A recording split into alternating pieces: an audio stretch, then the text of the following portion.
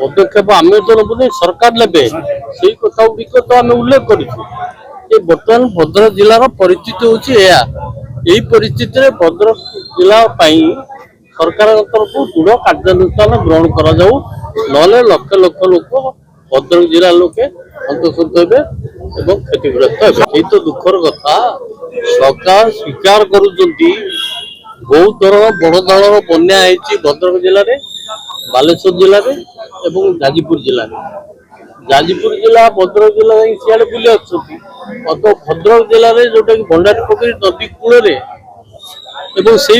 धामनगर को नष्ट करुच्ची चालबाली R block चालबाली नष्ट करप्रति जेपरी दृष्टि दबा कथा सरकार तरफ से दृष्टि दि जाऊ ना